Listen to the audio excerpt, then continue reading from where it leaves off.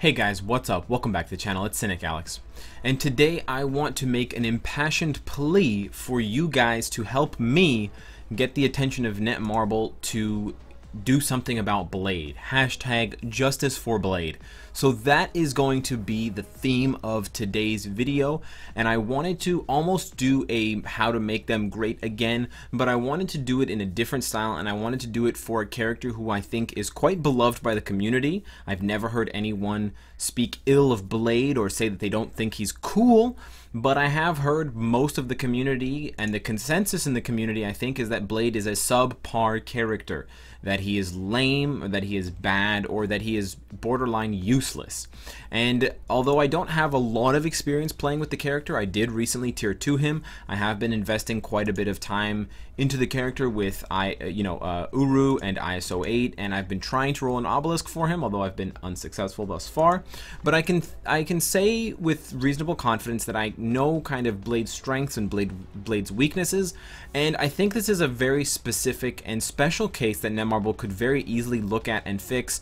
They honestly should have done it at Halloween. It was the perfect time to do so, but it's never a bad time to do a rework for a character as cool as Blade, and I think the pressure's on because other Marvel games have Blade and he's a badass. Marvel Contest of Children just got Blade and he's amazing. He's god tier in that game. So why we have such a pathetic Blade when he was designed so interestingly in this game is bizarre beyond me, and it kind of puzzles me to the point where I wanted to make this for you guys to see, because I really enjoy bringing to light new characters for you guys, and I really enjoy bringing you highlights that you've never seen before. But frankly, I only really have one highlight to show you guys that could feature Blade, and that would be a world boss kill, and it wouldn't even be Infinity Thanos, so it wouldn't even be that impressive. He may be able to do Quicksilver on a good day or with a better obelisk, but he's not going to do very well in Shadowland because the ability to kite in Shadowland is basically non-existent, and he can't really perform very well in any other game mode, so that's all I have, and that's all I can really show you guys at this point. But Blade should really be capable of so much more because he has all the makings of a good character. And while it may surprise you, Blade actually has surprisingly strong damage, especially at tier 2. Although his damage is almost solely focused in his 5th skill, his 4th skill, Blood Haze, also deals reasonable damage. I think I critted for about 50 or 60,000 against Ebony Maw in a world boss attempt with no leadership. That's just using Blade's leadership, so there's no additional damage. And while I do have above 16,000 physical attack, he doesn't have a damage proc. He does have a damage proc, but it wasn't procced at the time. His crit rate is good, but his crit damage is lacking, so he does have kind of some base foundational things that can be worked with. But I wanted to basically lay out 3 ways and 3 different areas that I think Blade needs love and attention, and how Netmarble could very easily implement this. The first one is definitely Blade's skills, because as you'll see from the clips that I'm showing you, Blade's skills really just lack any kind of effort whatsoever. I mean, his 3rd skill is one of those old vintage skills where he just stands there and buffs himself. He just does kind of a sword flick. That's seriously the animation, the full animation. And so you compare that very simply to any of Quicksilver's skills, any of Cable's skills, and it's a joke. You think you're playing 2 different games. So really, the animations for his skills need a definite rework, and he's such a cool character, handling his sword, you know, zipping from back and forth from enemy to enemy. Netmarble should really be able to come up with some snazzy sword moves. I mean, they did it for Thor, and Thor doesn't even handle swords. He's only handling swords now because of Ragnarok and because the MCU has it. So a guy who basically trained with a sword and is a much better swordsman than Thor should have much cooler animations. So the animations for his skills definitely need to be updated. In addition to the animations, there need to be some additional effects on these skills. I think, of course, iframes is the first thing that comes to mind. I think his 5th skill begs for an iframe. You can see that he actually jumps up and throws all of these kind of blade discs out, so that should definitely be an iframe. He should probably have an iframe on Sword Edge or Sword of Storm, and to be honest, Sword of Storm should have a little bit more movement. Blade standing in one place and just waving his sword around like a wizard casting a spell is really not a storm of anything. And I think Aurora and Crystal would agree with me. In addition, as I said already about the third skill, it shouldn't just be him buffing himself. He should do something. There should be some sort of animation, a jump, a slide, a kind of teleport, maybe even an attack. That would be kind of revolutionary, but I can take the 8% crit rate increase for 20 seconds on a 30-second cooldown. Fine. If it's going to be that bad of a buff, at least let him do something while he's buffing himself up. But honestly, that crit rate increase should at least be 16% if it's not going to do any damage whatsoever. In addition, his 4-star passive is pretty pathetic. 4% debuffed duration is basically tantamount to 10% recovery rate. You're never going to notice it. This should probably be something similar to Captain America's 4th skill, which if you're not familiar with it, it's heroism, and when he gets debuffed, there's a chance to remove all of those buffs for 2 seconds. It's only a 50% rate when debuffed, and it's got a cooldown time of 20 seconds. It's not as good as Angela's tier 2 buff or debuff 4th skill, but it is something for the character. And then finally, I think that he should have some sort of bleed on his skills, considering that he's part vampire. That would only make sense, and despite the fact that I don't like bleed as a mechanic in this game because it's pathetic and it's terrible and it does no damage, at least it would thematically fit with the character. I mean, he's cutting you up with his sword, there's blood everywhere, but there's no bleed effect. And then you got a guy in a vibranium suit with claws and he's bleeding you every 5 seconds. Yeah, that doesn't make any sense. Something else that doesn't make sense, his leadership. And this is probably the thing that I like and hate the most about Blade. He has one of the most, if not the most unique leadership in the game, Daywalker. And if you're not familiar with it, as I imagine most of you aren't, it actually is the only healing leadership we have in the game. And this applies to all allies. When you're attacking with a 25% chance, you will trigger the Daywalker kind of buff, and it looks like some yellow fangs, which is pretty cool. And then for the next 10 seconds, any damage that you deal will heal you. However, the heal is pathetic. It's an absolute joke. And it says that it heals for 8% of the damage dealt to the target. Now, you might be thinking, wow, 8%, Cynicalex, that's a lot. You know, Sharon Rogers can crit for like 500,000. 8% of 500,000, that's like your whole HP bar. Yeah, you wish. You wish. Because it's capped at 0.5%. Not even 1% of your HP. 0.5% of your HP. So, with 22,500 HP, which is I'd say the above average HP pool. So with almost 23,000 HP, I can heal for a maximum of 112 health per hit. And that's only for 10 seconds.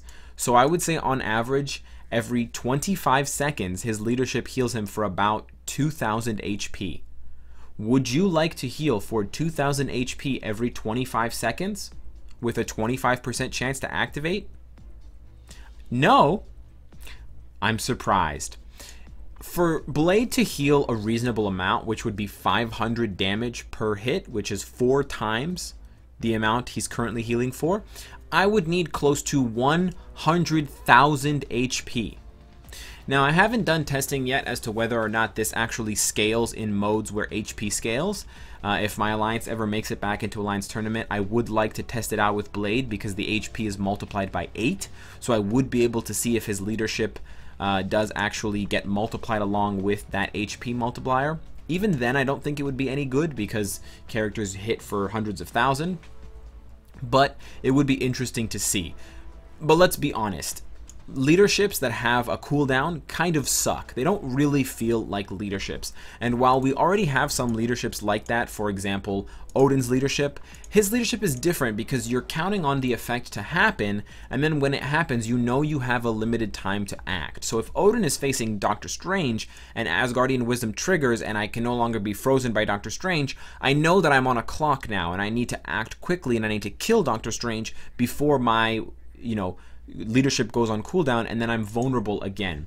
But Blades isn't really like that. It's not about taking the most out of the opportunity you're given because the HP is capped. The health that you regain is capped, so you just can't do anything. You just have to keep going. Your skills are going to be on cooldown anyway, so it's not like you can just suddenly do more damage. There's no way of amplifying your damage once you're already in the middle of a fight. Everything is set up beforehand. You have to prepare your character and then send them into the game mode. So I can't activate any extra buffs when I'm already in a world boss fight and his Daywalker leadership triggers. So there's really not any point in having a cooldown, because it totally ruins the whole point of the leadership, which is to heal HP as you do damage. It's called Life Leech, and it's a mechanic that exists in every other ARPG, except it doesn't work like this. There's no cooldown on Life Leech, and if there's cooldown, it absorbs a set amount of life that you can calculate ahead of time, so you can plan. You can know, okay, I'm going to hit them with this skill, I'm going to recover this much HP, or I'm going to hit them with that skill, I'm going to recover this much.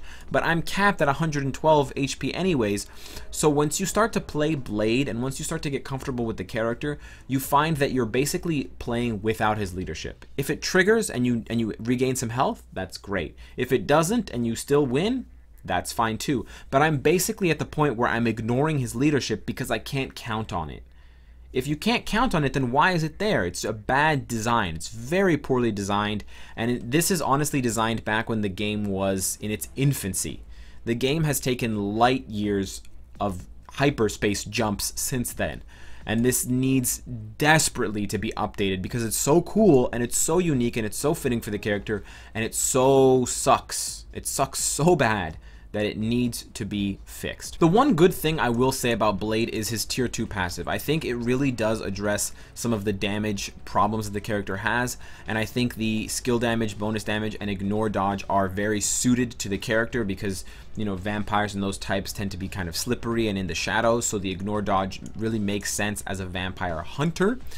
So I wouldn't actually change or think or believe that Netmarble needs to buff his tier 2 passive. I think it's fine. It adds a reasonable amount of stats. It adds reasonable effects to the character, but the skills and the leadership and the passive, the 4-star passive, definitely need to be updated for the character to thrive and be usable, because right now I can only really play the character reasonably well and with reasonable amount of enjoyment in World Boss. And if you can only use them in World Boss, you're basically ignoring them in the majority of the game modes, and they're basically not a character in the game because they don't participate properly in most game modes. Finally, I would be remiss if I didn't mention the uniform situation, because despite the fact that Blade already has one uniform and it looks very cool, it's really not enough. It's basically like War Machine. He has a uniform, but it's terrible, and there's no point in getting it because it's not going to make the character any better. I invested in Blade's tier 2. I gave him Uru. I gave him ISO. I'm going to give him an Obelisk, but you can bet I will never buy this uniform because it's useless. It's a waste of crystals, and that shouldn't be the case. Netmarble has shown time and time again that they're very much so capable of making good uniforms for characters like Iron Fist, who was kind of bad before his uniform, characters like Spider-Man, characters like Hela and Loki and Thor. We just got a bunch of great uniforms. Just because Blade doesn't have a movie doesn't mean he doesn't deserve a uniform. Justice for Blade. So make sure you get that trending. Hit it up on Twitter, Instagram, Facebook, wherever you go on your social media things. Hashtag Justice for Blade. Help me out on this one. Actually, help Blade out on this one. And Wesley Snipes, if you're watching, we miss you. So let me know what you guys think of Blade. Let me know if you want to see a full review for the character in addition to this kind of plea. There are some additional things that I could say about the character and how you could build him if you really wanted to make the most out of your vampire hunter. So if you want a review for Blade, let me know in the comments below. I await to hear your responses and thoughts and feedback. Subscribe if you're having a good time, and of course, if you like what you see, I hope to see you again tomorrow. Take care.